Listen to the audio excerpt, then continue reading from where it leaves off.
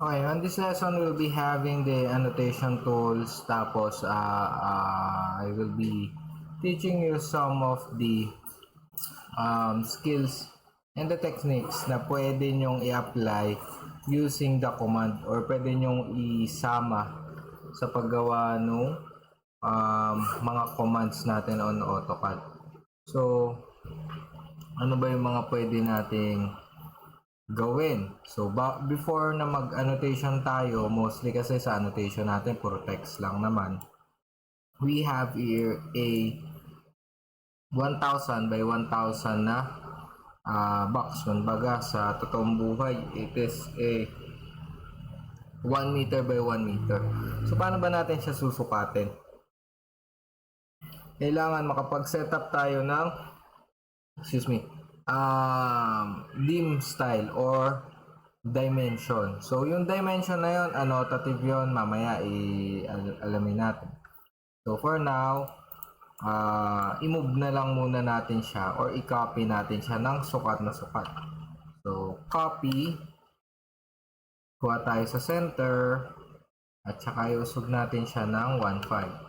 Makikita mo na ang distance nito from center to center plus pag ang markings niyan is triangle, ibig sabihin naka-center kanya. Yan. So, 1.5 to 1.5. So, ngayon, kung gusto natin na mas maraming box, sabihin na natin na ang ginagawa natin, kunwari, is yung line, di ba? So, kunwari, hindi offset yung gusto natin gamitin, copy. So, pwede rin naman na i-copy natin siya ng ilan? Siguro 50. So, kunwari, yan yung 5 natin. Tsaka, i-click natin yung unang kinapi na file. Tapos, copy ulit tayo. Select mo dito sa unang line yung base point. At itutok mo sa pangalawang line. At copy sa pangalo, pang-apat, pang-lima. Di ba mas madali? Yan. Hanggang sa dumami na yung lines mo. Tutok mo nga lang siya at dapat naka-on yung snap. Kung naka-on din yung ortho mo, mas madali din kasi hindi siya liliko-liko. Okay. Hanggang sa makompleto mo yung line niya. Ngayon, yung pagka-copy mo nito or select mo niyan, try mo siya i-copy dito sa side. So, ilan yun? 15,000 ba? Oo, mali. Copy ulit. Copy, select on the midpoint. Yung midpoint. Siguro ito yung midpoint. Nasa gitna eh. Tapos, ilan? 15. 1.5, sorry. Yan.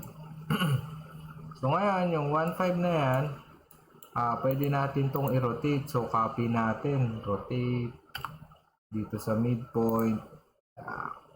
Pag ni-rotate mo yan, so meron ka na agad ng isa. Hindi mo na kailangan manu-manuhin na gawin pa yung other side ng box. So, again, yan yung mga pwede nyong gamitin on your plates. Kasi halos ulitin lang naman natin yon on a CAD version. At the same time pala, syempre, kung yan, select natin, gagamitin natin ay sino? Si 0.1. Tapos, yung mga boxes natin dapat iba siya. So, let's create a rectangle. Tapos, ano ba dapat sa rectangle? So, since hindi naman tayo nagtitipid dito na hindi natin mabibili lahat ng point, pwedeng yung boxes natin ay 0.4. So, bakit siya nagiging red, sir? Nasign ko na ng 0.4. Pwede mo siyang right-click, draw order, bring to front.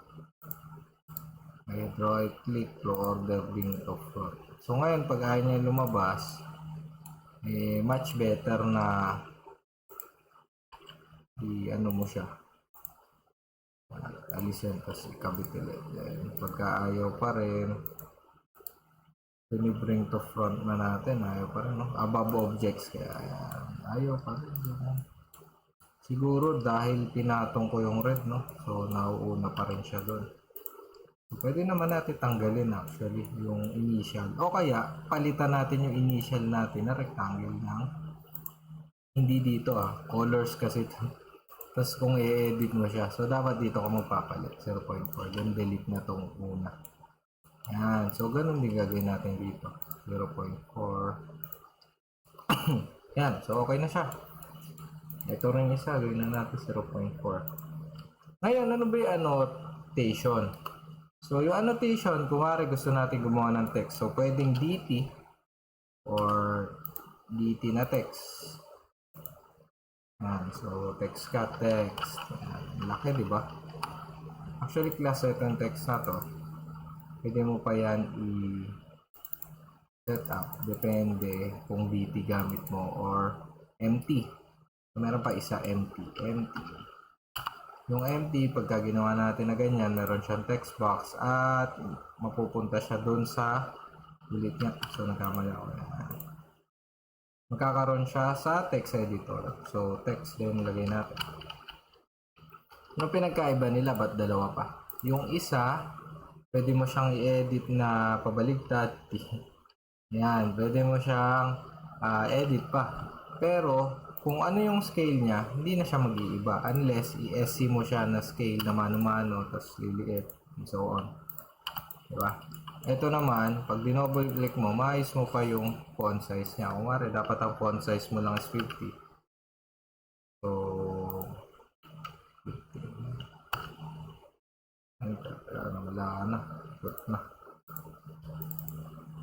Minsan lang naglolo ko to, sikat. So, yan. So, 50.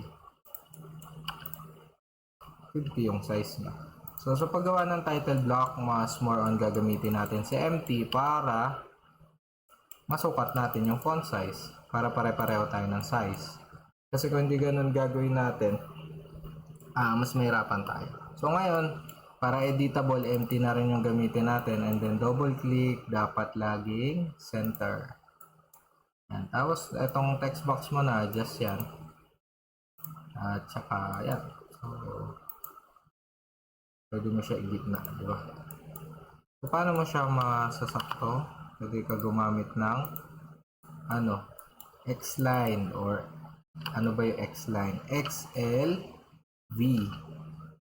Pero hindi mo siya sabay-sabay itatype. So, una, X-line, XL, tapos saka mo pipiliin dito horizontal ba o vertical.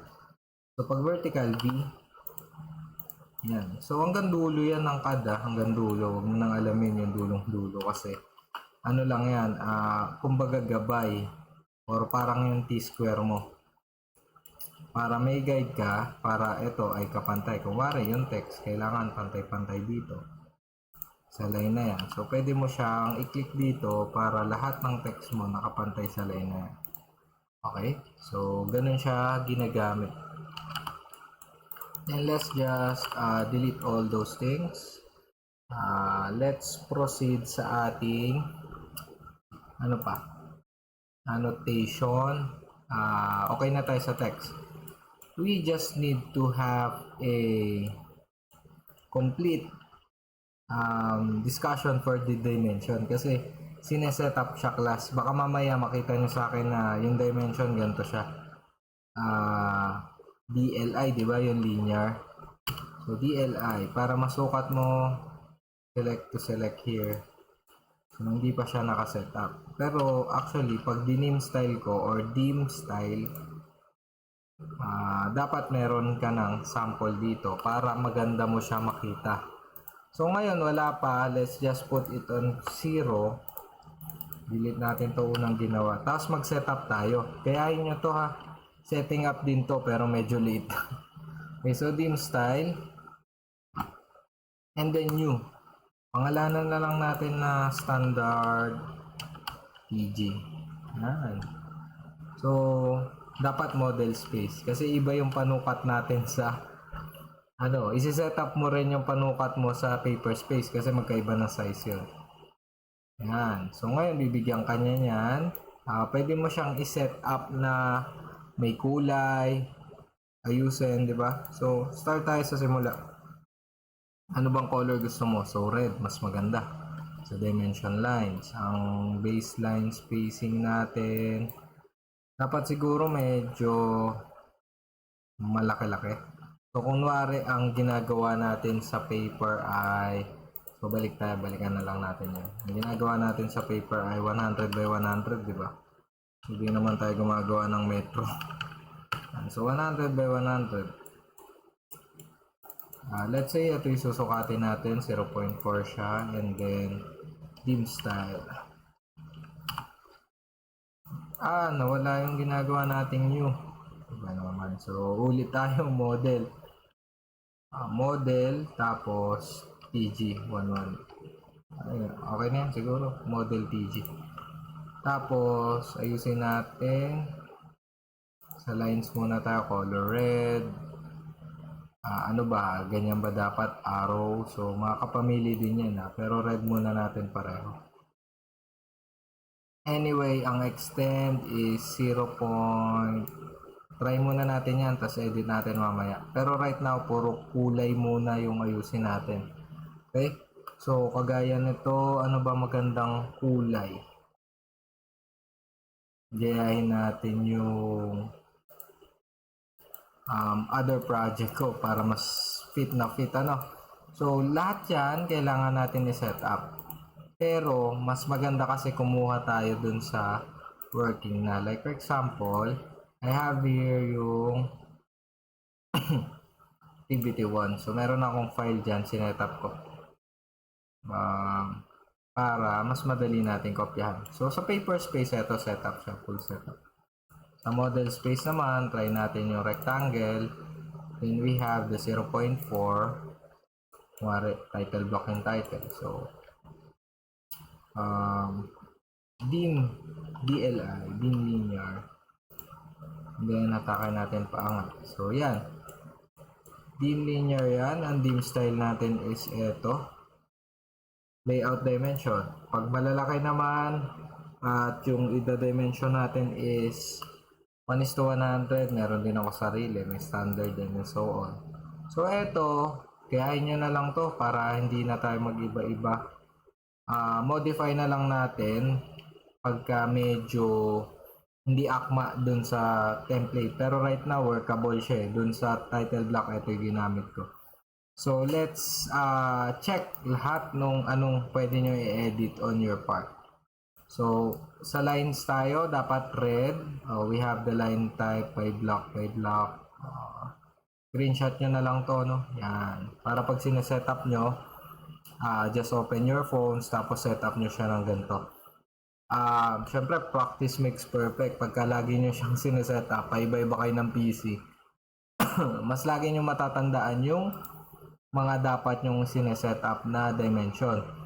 Kaso nga lang, syempre pagka matagal mo na tong sinetup, kagaya ko siguro 5 years ko pa to sinetup, hindi ko na siya palagi ginagawa sa pagsasetup ng CAD. Okay? So, kaya hindi ko siya laging pinapractice na mag-setup kasi meron lang kami ginagaya na file. So, this time, we are using a recorded discussion. So, mas maganda na daanan na natin para kayo naiintindihan nyo paano ginagawa yung layout dimension. So, dito naman tayo sa text. Dapat ang text height mo 5, text color is yellow. Okay, medyo makapal-kapal yung text pagka ganyan.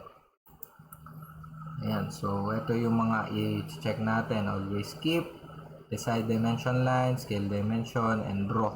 So, primary units, ito naman yung ano ba yung dapat mong gamit na unit at yung ano ba yung round off nung unit mo.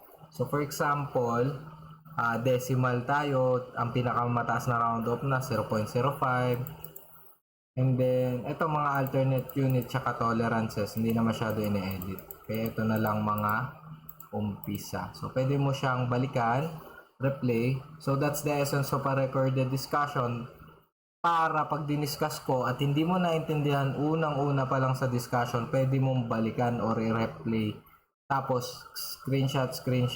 Okay? So, o kaya slow mo kung medyo hindi masundan. So, yan. So, sabihin natin na na-setup na natin siya. Okay? So, pag na-setup natin siya at nag-dimension ka or dim linear, yung dim linear mo, hindi siya ganyan. So, mas mababasa mo siya. Kasi, Kunwari, ako, ayusin ko yung dim style ko dito. Modify ko siya. Hindi ko makita yung text. Yung text yung tataasan ko. So, try mo 5, di ba? Tapos yung color mo dun, yellow dapat. Ay, sorry. Fill pala yan, none. Tapos yellow to. Medyo malapit-lapit sa katotohanan, di ba? So, yan yung mga pwede nating i-set up. Okay? So, ano pa yung yung arrow, 'di ba dapat tick. Dim style tayo. Tapos dapat tick. Yung tick modify natin. Architectural tick dapat to.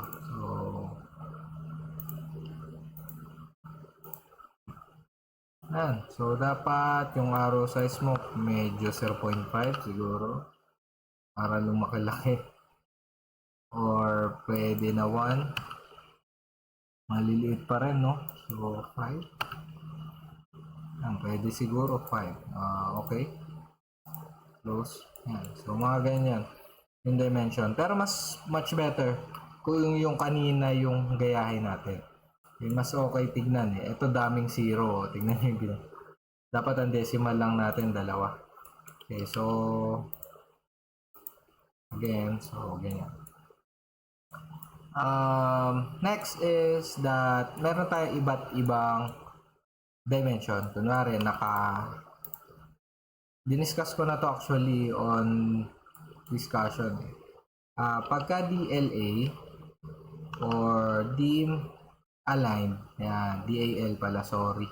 Mali yung nakopya nyo sa akin. So, DAL, yan. So, align siya. Mga kahit paling yung linya, mabibigyan niya ng dimension. Kasi class kung paling yan at ginamit mo yung DLI, linear pa rin yan. Yan, diretso. Kita mo. So, ngayon, sabihin natin na yan. Tapos merong ganyan. So, ang ginamit natin DAN, bago naman to, angular. Ang kinukuha ngayon yan, yung angle mo. Ilang degrees ba ito nag-rotate, so on. So, para saan ba itong mga ganito, yung mga angular? Kung wari, ang wall sa bahay nyo nakapaling na ganyan, kinukuha yung degrees niyan para magawa ng tama. Or, kunwari, ma-relate natin sa inyo, may prototype kayo sa BIT, tapos nakalihis ng ganyan yung size, kailangan makuha yung angle nun, yung hardware mo. Okay? So, ganun yun. Sa ganun siya sineset up. So, let's delete everything. If there will be more discussions, I guess, yung iba sa room na natin ituturo, very basic lang kasi dapat yung discussion para makuha nyo lang paano mag-perform inside the AutoCAD. So, other useful tools, let's discuss on the next video. Tapos, the last video will be your activity number 1. Ano ba yung dapat mong gawin? So, next video natin, expect the block, the array, the plotting, and print. Okay? So, thank you.